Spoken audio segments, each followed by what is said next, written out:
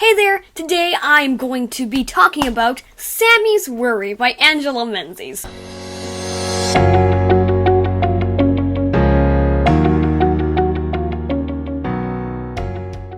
So this book has tons of awesome illustrations in it, and all sorts of cool art by Angela. And yeah, so today I am going to be talking about what I loved about this awesome book. So, let's get into it. Please hang up and try again. Okay, so this book is it's called Sammy's Worry, and it is about Sammi, who is a girl who has this worry. Who has a worry. And Sammi is in bed, and her worry is rapidly getting bigger. And it's about anxiety and how especially in the middle of the night your worries can seem bigger, and it's about anxiety and how we can deal with it.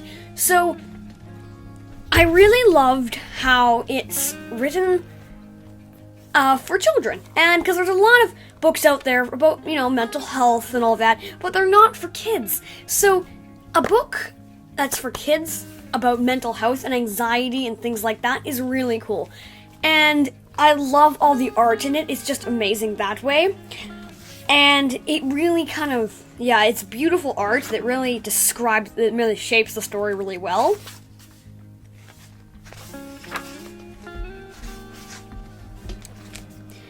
I love how Angela Menzies describes the worry as, "It crashed, clashed, and collided into cupboards. Sammi was scared that her mom and dad would be mad at her worry." So it's kind of that thing where she seems to not want to tell anybody about her worry, because anxiety is something hard. It's kind of hard to talk about. It's like, you don't really want to. It's kind of, it's not something you go, "Oh yay!"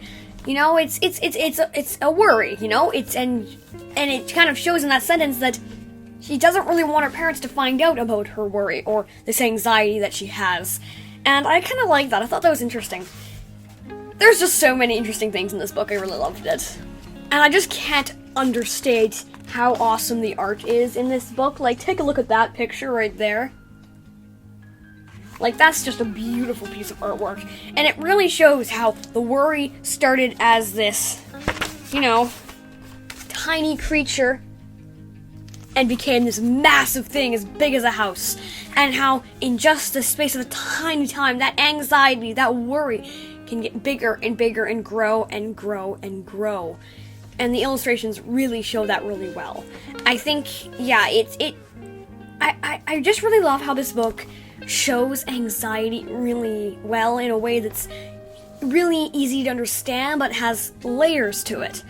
And how she describes this worry as not just, it's anxiety, yay, but it's like, it's this not evil monster. It's this creature. It's this creature that's growing bigger and bigger and bigger.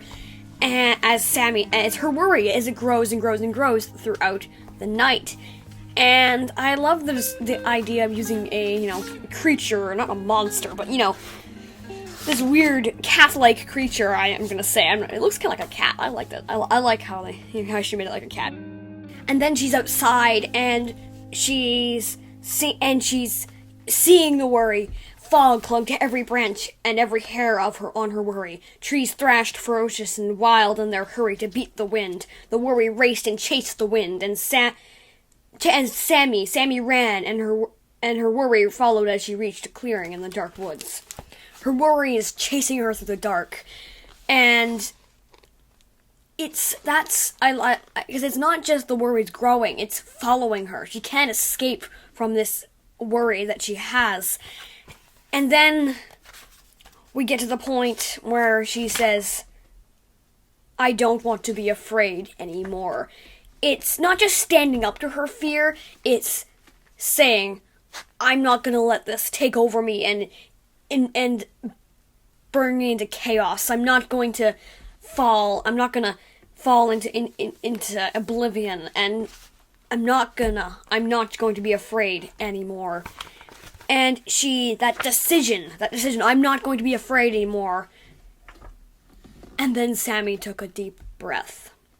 She breathes and calms and becomes calm, and the worry grows smaller and isn't as scary anymore. It's smaller. She's calm. She's making the worry, that anxiety, smaller, and she's not letting it take her over, letting it ravage, letting it, grow bigger and bigger and bigger till there's nothing else left. And then that worry, I'm not going to tell you how the book ends, because it ends in an interesting note. But, yeah. I think this book described anxiety really well.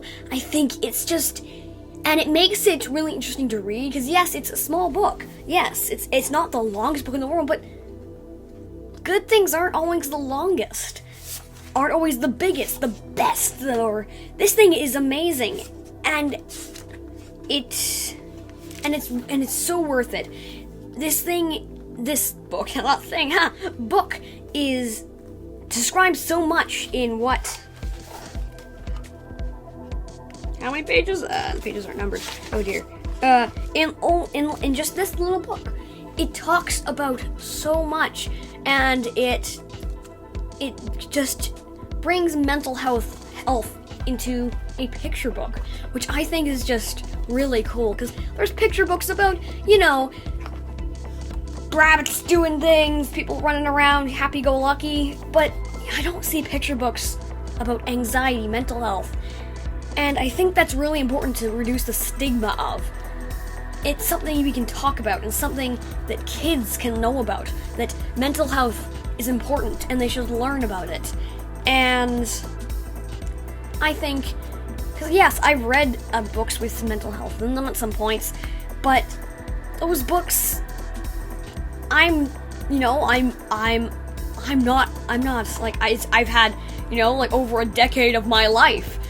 If this book had been introduced to someone who was younger, imagine what they could have learned earlier. Imagine how could they have grown and seen, and not just like a revelation, but just imagine how they could, that knowledge that's not just, and it puts it in a way that's easy to digest. It's not so very vague, you just can't understand it. It's very easy to understand using the creature as her worry and her anxiety. I think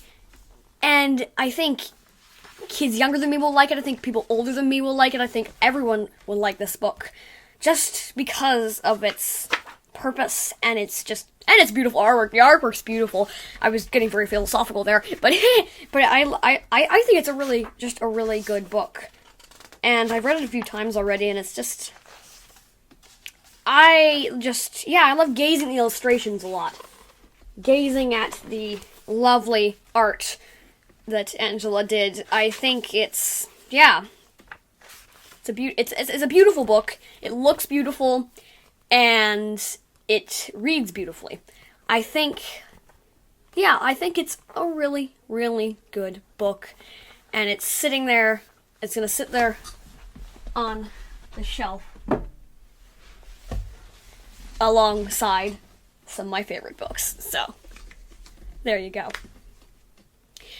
Okay, but that book was written by my friend Angela Menzies, and I think it was a great book, and I really suggest you read it. Yeah, so you can buy the book through Angela's website, and she has all the links on there. You can learn more about the book there. You can go follow her social media accounts if you want to have, updates and things like that. So go by the links down below and up in the corner. Have fun. I hope you enjoyed this video, and never stop reading.